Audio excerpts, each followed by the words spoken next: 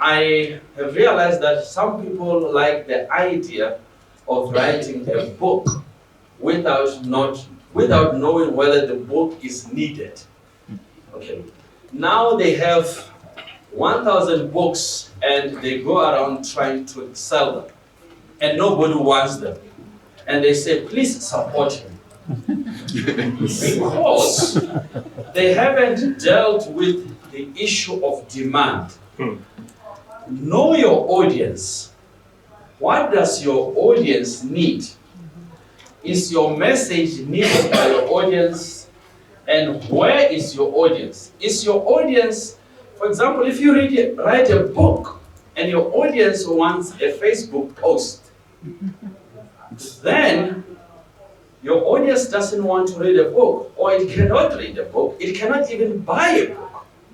Then your message stays locked in a library somewhere or in your garage.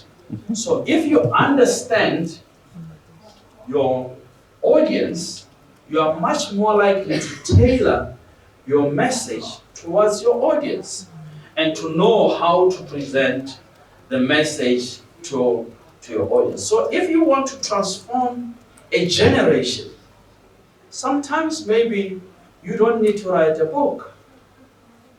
There are people every day who are sending out a message which is read by over 1 million people every day.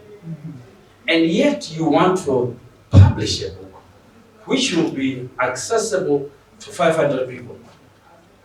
Know your audience and where your audience is, because you might be preaching at a university when your audience is at a bursary. So if you identify your audience and you identify where your audience is, you are much more likely to be effective to a generation. Now, this is important because if you know your audience, don't try to get your audience to come to you, because it won't. So, this is the problem we've had. When people shift, we're hearing about technology. When people shift and they're moving towards videos, we still say, no, you people need to read my book. No, they are here, they've moved to the video space. Let us adapt our technologies to our audience so that we can reach our audience.